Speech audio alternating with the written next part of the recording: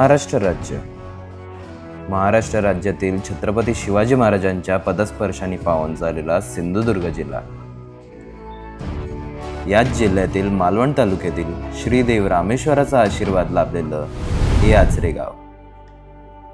Kankavli railway station पासून पश्चिमेकडे केवळ 30 ते 35 किलोमीटर लांब याच आचरे गावातील अरबी समुद्राच्या कुशीत वसलेली ही पिरावडी, माझी पिरावडी, श्रीदेव चव्हाटा येथील दैवत.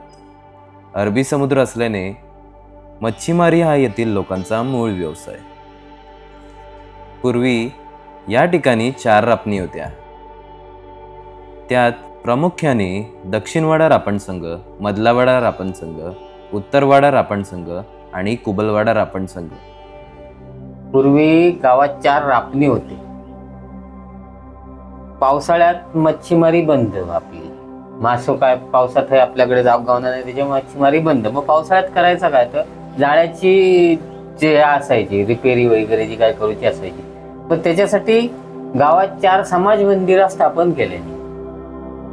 त्या समाज मंदिरात श्रावण महिना दिलो की हे करायचे पोथी वाचन वगैरे. पोथी वाचन करता करता मग नंतर त्या ठिकाणी काही जणांनी गोकुळाष्टमी उत्सव साजरा करूचं ठरवल्याने, काही जणांनी सप्तहे करूचं ठरवल्याने. तू काय करतो? काय जरा हे तडशे भरतोय. तर अशी ही समाज मंदिरात हे कार्यक्रम चालू झाले. काही जणांनी कार्तिकी एकादशी साजरी केल्यानी, काही जणांनी आषाढी एकादशी साजरी केल्यानी, तर उरलेल्या 2 जणांनी गोकुळाष्टमी उत्सव साजरा करूचं ठरवल्यानी. अशी या समाज मंदिरात हळूहळू उत्सव साजरे करूक सुरुवात झाले. कालांतराने फक्त दक्षिणवाडा आणि कुबलवाडा रापण संघच उरले आणि त्यातीलच कुबलवाडा म्हणजे आत्ताचं कृष्णनगर. 1918 पूर्वी कुबलवाडा रापण संघातील मच्छीमार बांधवांनी एकत्र येऊन श्रावण महिन्यातील गोकुळाष्टमी कुबल यांच्या मोठ्या घरी साजरी करायला सुरुवात केली. पण 24 ऑगस्ट 1918 रोजी श्री गोविंद लक्ष्मण मेस्त यांनी आपली झोपडीवजा असलेले घर या मंडळाला काही मोबदल्याने दिले. साधारण 1918 साली आपल्या ह्या वास्तूमध्ये पहिला संकष्टी पूजनाचा कार्यक्रम झाला. त्यानंतर जन्माष्टमी उत्सव सुरू झाला आणि 1918 पासून या ठिकाणी जन्माष्टमी उत्सव आणि या मंडळाचं कार्य सुरू झालं. 1918 पासून साधारण 1942 पर्यंत जी जुनी वास्तू होती तिचं जीर्णोद्धार करण्यासाठी आपल्या समाज बांधवामध्ये आणि एक कुठेतरी बांधिलकी असावी यासाठी एखादं मंडळ असावं आणि एक मंडळ स्थापन करून त्या ठिकाणी जीर्णोद्धार करण्याचा सगळ्यांचा विचार सुरू झाला. आणि त्यातच जानेवारी 1942 मध्ये श्रीकृष्ण मंदिर सहकार मंडळ हे स्थापन करण्यात आलं. 1942 नंतर जे झोपडीवजा मंदिर जे होतं, ज्या ठिकाणी ते उत्सव करायचे, त्याचा जीर्णोद्धार करण्याचा आणि मंदिराचा जरा व्याप वाढवायचा, जी लांबी रुंदी वाढवायची आणि मोठं मंदिर करायचं या उद्देशाने 1957 मध्ये त्यांनी या इमारतीचा भूमिपूजन केलं. पण त्या घराची जागा कमी असल्याने 1961 साली स्वातंत्र्य सेनानी श्री दत्तात्रय लक्ष्मण घारे यांनी त्यांच्या वडिलांच्या स्मरणार्थ विनामोबदला आपली काही जमीन मंदिरास दिली. आणि जवळजवळ 61 मध्ये या इमारतीचं त्यांनी रीतसर वास्तुशांती करून त्या ठिकाणी या इमारतीचा वापर करण्यास सुरुवात केली. याच वाड्यातील काही सभासद श्री रामचंद्र उर्फ बाबू टिकम, श्री रामचंद्र उर्फ तात्या इरप, श्री जगजीवन पराडकर, श्री भगवान उर्फ नाना करंजे, श्री विष्णू तळवळकर, श्री सुवर्ण इरप, श्री गोपाळ बोधाजी पराडकर, श्री बाबूराव नारायण उर्फ तात्या पराडकर, श्री रामचंद्र शंकर तळवडकर, श्री सूर्यकांत मालाडकर, श्री पुंडलिक जामसंडेकर, श्री नारायण साळगावकर, श्री दत्तात्रय तळवडकर, श्री लक्ष्मण तळवडकर, श्री पुंडलिक तळवलकर, श्री तुकाराम तळवलकर, श्री रघुनाथ तळवलकर, श्री विनायक टिकम, श्री गोविंद बांदेकर, श्री नागेश टिकम, श्री रामचंद्र उमाजी तळवडकर, श्री लक्ष्मण उमाजी तळवडकर, श्री वसंत सीताराम तळवडकर, श्री शिवा फकीर करंजे, श्री भगवान दत्ताराम बांदेकर, श्री रघुनाथ सदाशिव तळवडकर, श्री शिवाजी सदाशिव तळवडकर, श्री मारुती सदाशिव तळवडकर, श्री महादेव शंकर परब, श्री अर्जुन काशीराम कुबल, श्री प्रकाश यशवंत धुरत, श्री अप्पातारी, श्री मोहन दत्तात्रय तळवडकर, श्री जयंत महादेव तळवडकर, श्री मधुकर नारायण पराडकर, श्री जनार्दन कुमटेकर, श्री नारायण दामोदर कुबल आणि इतर. मुंबईमध्ये या सर्वांनी एकत्र येऊन श्री धर्माजी लक्ष्मण बांदकर यांच्या अध्यक्षतेखाली मंडळ स्थापन करून गावाच्या मंडळाला हातभार लावला. जब सगळी तरुण मंडळी त्यांच्या मीटिंगला वगैरे जायचे संध्याकाळचे आणि ते लोक म्हणाले की बाबा आम्ही आता वय झालं आमचं, मुंबईला फिरता येणार नाही आम्हाला, त्यावेळी हे सगळं तुम्ही घ्या आणि तुम्ही सांभाळा. त्याच्यानंतर आम्ही 4-5 माणसं म्हणजे मी स्वतः आणि जनार्दन कुमटेकर, जयंत तळवडकर आणि मधु पराडकर, बिन साडेतीन, मोहन, मी आणि जेवण अशी 4-5 माणसं सगळे मिळून जमा झालो आणि ठरवलं की हे आता सगळं आपण बघायला पाहिजे, आपल्या मंदिरासाठी काहीतरी केलं पाहिजे. म्हणून आम्ही स्वतः देणगी रूपात पैसे जवळ करण्यासाठी प्रत्येक वर्षी फिरायला लागलो. धल बांदेकर यांच्या घरी एक फोटो लावायचा पूजेचा, तिथे त्याची पूजा करायची गोपाळकृष्णाची आणि आरती वगैरे करायची आणि मग तो संध्याकाळी 7 वाजेपर्यंत ते काहीतरी गाणी वगैरे भजन करून कार्यक्रम साजरा करायचा. आणि त्या दिवशी संध्याकाळपर्यंत म्हणजे आपला कृष्ण संध्याकाळी 7-7:30ला गावच्या विसर्जन होतो, तेवढ्या वेळेपर्यंत आम्ही इथे हा प्रोग्राम करायचा. म्हणजे ज्यांना कोणाला गावी जायला शक्य होत नाही अशा लोकांनी त्या ठिकाणी यायचं आणि तो आनंद घ्यायचा, एवढीच आमची इच्छा होती सगळ्यांची. आम्ही फिरायला जाण्यासाठी आम्ही आमच्यामध्ये एकमेकांना सगळ्यांना सांगून म्हणजे आज कुठे जवळ करायचा, आज सगळ्यांनी जमायचं कुठच्या स्टेशनला जमायचं आणि कुठच्या भागात तो दौरा पुरा करायचा, हे सगळं आम्ही ठरवत होतो. आणि त्याप्रमाणे रेल्वे स्टेशनला जमा व्हायचे आम्ही आणि प्रत्येकाच्या घरी जाऊन देणगी जमा करायचे. त्याच्यातले गावातले वाड्यातले बाहेरचे लोक आम्हाला देत होते आणि आमची आतुरतेने वाट बघत होते. मुंबईमध्ये हे काम चालू असताना गाव पातळीवरती 1982-83च्या दरम्यान कुबलवाडा हे नाव बदलून श्रीकृष्णनगर केलं गेलं. त्यावेळी श्री महादेव विठ्ठल अर्थात दादा तळवलकर यांनी पुढाकार घेऊन कुबलवाड्याचं नाव कृष्णनगर केलं. आणि त्यातच 1998 मध्ये एक दुर्घटना घडली. या मंदिराच्या छपराचा एक कोन वासा तुटून पडला खाली आणि त्यातच या मंदिराचं दुसऱ्यांदा जीर्णोद्धार करण्याचा विचार सगळ्या मंडळाच्या कार्यकर्त्यांच्या मनात आला. श्री भगवान कान्होबा करंजे यांनी जीर्णोद्धारास मोठा हातभार लावला. त्या अनुषंगाने या मंदिराचं नवीन स्वरूप करण्यात आलं. पूर्वी 4 छपराचं होतं, त्याच्यानंतर दुपाकी करण्यात आलं, पत्रे घालण्यात आले आणि आज जी वास्तू दिसते ती त्या 98-99ला आपण केलेली जीर्णोद्धाराच्यातून निर्माण झालेली ही वास्तू. 1918 पासून श्री महादेव विठ्ठल उर्फ दादा तळवलकर यांनी मंडळाचा कारभार सांभाळला.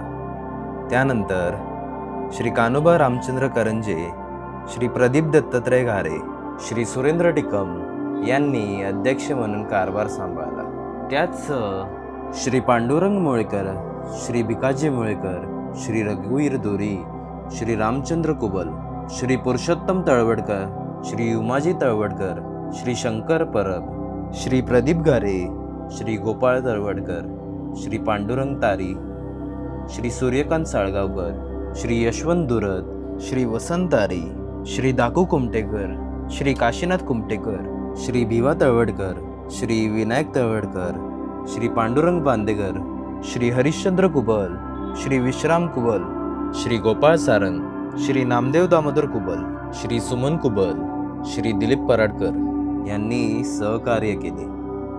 आपल्या मंडळाने हा कार्यक्रम चांगल्या तऱ्हेने पार पाडावा यासाठी त्या काळी मसुरे गावचे सुप्रसिद्ध ताशावाले इस्माईल शेख यांना बिदागीतून आमंत्रित करायचे त्यामुळे ते जेव्हा यायचे तर त्यांचा प्रवास एवढा खडतर होता. एक तर पावसाचे दिवस असायचे आणि त्यातून त्यांना मसुरे ते भगवानगड या होडीने प्रवास करायला लागायचा. तिथून ते 8-9 किलोमीटर आपल्या सामानासह ते चालत यायचे. ज्यावेळी ते वादन करायचे त्यावेळी तो सनेचा सूर आणि ताशाचा आवाज असं म्हणतात घुमायचा की सर्वांची पावले आपसुकच त्या मंदिराच्या दिशेने वळायची आणि वातावरण एकदम आनंदी आणि उल्हासित व्हायचं. इस्माईल शेख यांच्या बाबतीत म्हणायचं झालं तर त्यांची मध्यम बांधा होता, गोरे गोमटे होते, टोपी लोकर टोपी असायची, सदरा त्यावर जॅकेट आणि धोतर असायचं. आणि त्यांचं विशेष भाग म्हणजे काय होती, सगळा त्यावेळेच्या लोकांना ते आठवत असेल की विशेष म्हणजे ते कान लांब होते आणि जसं काठी पडायची ताशावर त्या ताशाच्या काठीच्या वेगाने त्यांचे कानाचे पाळे पण हलायचे. आणि त्या काळचे लोक सांगायचे की त्यांना 7 मुली झाल्या होत्या, त्यांना पुत्ररत्न मुलगा नव्हता. त्यांनी बऱ्याचशा देवांकडे त्यांच्याकडे त्यांनी नवस तपास केले पण त्यांना काही पुत्ररत्न झालं नाही. म्हणून त्यांनी शेवटी आपल्या देवाकडे कृष्णदेवराला साकडे घातले की माझी ही सेवा जर तुला शेवटपर्यंत करायची असेल तर मला एक मुलगा होऊ दे. त्यांनी साकडं घातलं आणि ते साकडं देवानं ऐकलं. पुढच्या वर्षी त्याला एक पुत्ररत्न लाभलं आणि त्यांनी त्या सांगितल्याप्रमाणे त्यांनी आपली सेवा शेवटच्या श्वासापर्यंत तिने चालू ठेवली. त्यानंतर ते आजारी पडल्यानंतर त्यांचा मुलगा गुल्लू त्यांनी ती धुरा आपल्या मुलाला सोपवली. मुलाला सांगितलं की बाबा असं असं ह्या ठिकाणी तुला माझ्यानंतर मला काय जमत नाहीये, तेव्हा तू ह्या ठिकाणी जाऊन तुला सेवा केली पाहिजे, कारण तू आज जो आहेस तो त्या देवाने दिलेला प्रसाद आहेस, त्यामुळे आपल्याला ही सेवा केली पाहिजे. त्या मुलाने पण वडिलांच्या जागी आपली सेवा सुरू केली. दरम्यानच्या काळात बऱ्याच वर्षांनी त्याचं लग्न झालं. त्याच्यानंतर त्याला पण 5 मुली झाल्या, त्याला पण पुत्ररत्न होत नव्हतं. म्हणून त्याने पण शेवटी नाविलाजाने आपल्या देवाकडे तरी शरण आला. त्याने पण सांगितलं की ज्याप्रमाणे वडिलांनी सेवा केली त्याप्रमाणे माझं जीवन असेपर्यंत ती सेवा केली, पण मला पण तेव्हा एक मुलगा होऊ दे जेणेकरून मला वारसदार मिळेल. तर त्याही वेळी देवाने तिचं ऐकलं आणि त्यालाही पुत्ररत्न लाभलं.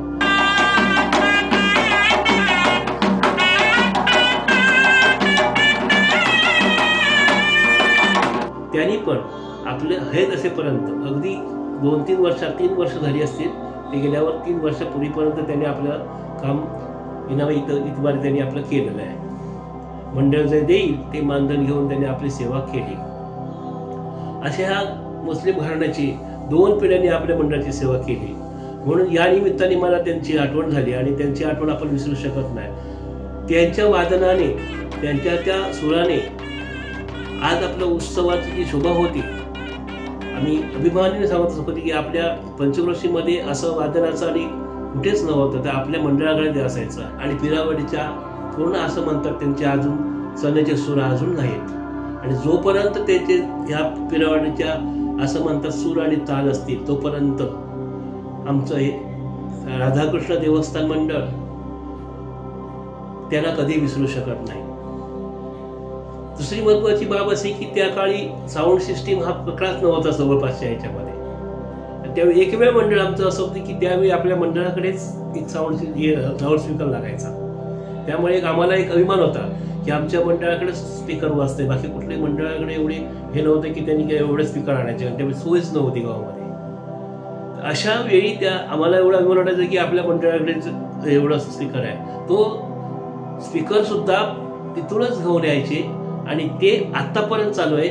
अगदी आज मितीपर्यंत स्पीकरवाला हा मसुऱ्याचाच येतोय, आज मितीपर्यंत. म्हणजे बघा, विचार करा तुम्ही की किती वर्ष झाली असतील की तेव्हा स्पीकरवाला सुद्धा आपली सेवा किती वर्ष देतोय आपल्या मंडळाला. दरवर्षी आमच्या माघारी गोकुळ अष्टमी साजरी होता. आमचो गोपालकृष्ण सगळ्यांच्या नवसाक पावता. मे 1961 साली सदर मंदिराची वास्तुशांती करण्यात आली. त्यानंतर श्रीकृष्ण पूजेचा मान कोणाला द्यावा यावर सर्वानुमते एकमत होऊन नागपंचमी या दिवशी चिठ्ठ्या काढण्याचे ठरवले. नागपंचमीच्या दिवशी संध्याकाळी किंवा रात्री मंदिरात भजन करून उत्सवाच्या यजमानी अर्थात प्रथम पूजा करण्याचा मान कोणत्या घराकडे जाईल यासाठी चिठ्ठ्या उडवल्या जातात. आजही ही प्रथा चालू आहे. जी सभासद कुटुंब आहेत तेवढ्या संख्यांच्या चिठ्ठ्या बनवल्या जातात. त्यातील एका चिठ्ठीवर श्रीकृष्ण प्रसन्न असं लिहिलेलं असतं. मंडळाचे सचिव, अध्यक्ष यांच्याजवळ असलेली यादीतील नावं वाचून दाखवली जातात आणि नंतर एखादा लहान मुलगा एक चिठ्ठी उचलतो. त्यावेळी ज्याचं नाव घोषित केलं जातं आणि श्रीकृष्ण प्रसन्न ही चिठ्ठी उघडली की त्या घराला त्या वर्षीचा पूजेचा मान दिला जातो. पुढच्या वर्षी ते नाव त्या यादीतून काढलं जातं. श्रावण महिन्यातील कृष्ण पक्षातील संकष्टीला आसन पूजन केलं जातं. प्रथम जन्माष्टमी दिवशी संध्याकाळी मूर्तिकाराकडून शाडूच्या मातीची राधाकृष्णाची मूर्ती वाजत गाजत आणली जाते.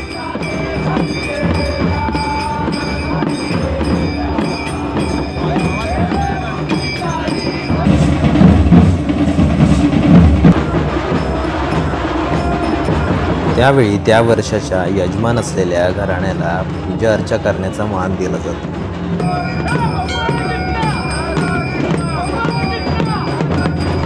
कृष्ण जन्माष्टमी दिवशी रात्री प्रथम पोथी वाचन केलं जातं. त्यात प्रामुख्याने श्रीकृष्ण जन्माची कथा असते. रात्री 12 वाजता श्रीकृष्णाचा जन्म होतो. गोपाळ कृष्ण राधाकृष्णाच्या नावाने जयघोष केला जातो.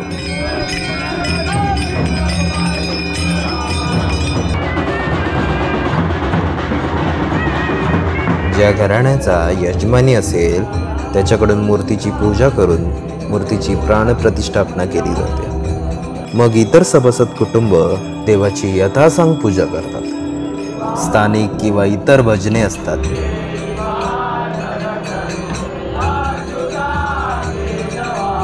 रात्री सर्वांची पूजा झाल्यावर देवाची आरती केली जाते आणि प्रसाद वाटप केले जाते.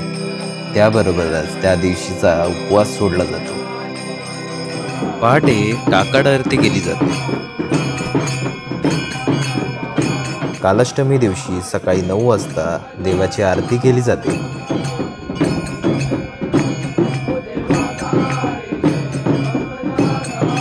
पहाटे झालेल्या काकड आरतीचा काकडा पालखीत ठेवून संपूर्ण गावामध्ये ती पालखी फिरते.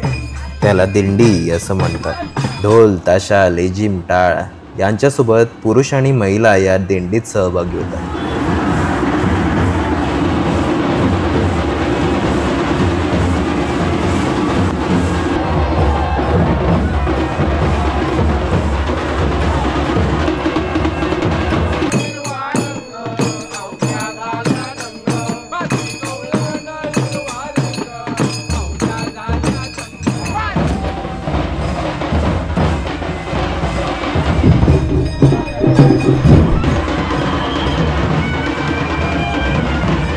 दुपारी 2 ते 3च्या सुमारास ही दिंडी मंदिरात येते.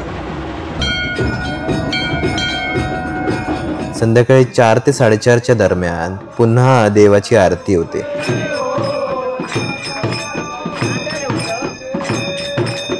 लोकांची गारणी देवाजवळ केली जातात. मंदिरात पसायदानाने गोपाळांचा जल्लोष होतो.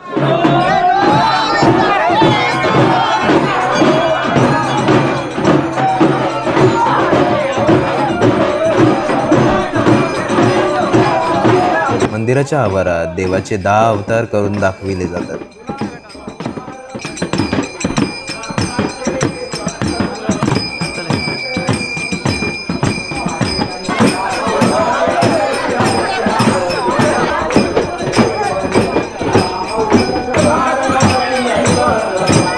पुढे काला वाटला जातो. प्रत्येक घरातून प्रसाद म्हणून दिलेली आंबोळी आणि भाजी एकत्र करून वाटली जाते. हे सर्व झाल्यावर मूर्ती विसर्जनासाठी निघते.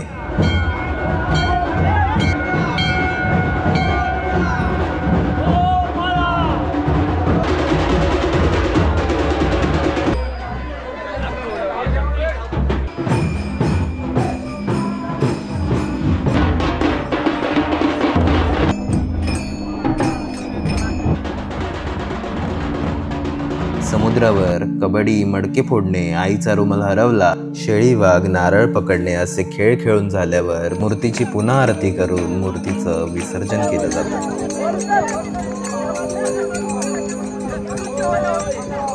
अशा प्रकारे मंदिरात गोकुळाष्टमी दरवर्षी याच जोमाने साजरी केली जाते. 31 जुलै 2023ला ही धर्मदा आयुक्ताकडून नोंदणीकृत करून घेतलेली संस्था आहे. तिचा नंबर आहे 865 सिंधुदुर्ग A. त्यानंतर आपल्या ह्या रजिस्टर करण्याच्या सहयोगाने ह्या मंदिराचा जीर्णोद्धार करण्याचा सगळा मानस या आमच्या सगळ्या सभासदांनी, कार्यकर्त्यांनी आणि हितचिंतकांनी घेतलेला आहे. आणि त्यासाठी आत्ता आम्ही या वास्तूचं स्वरूप बदलून नवीन वास्तू बांधण्याच्या प्रयत्नात आहोत. आणि यासाठी सर्वांनी सरळ हस्ते मदत करावी.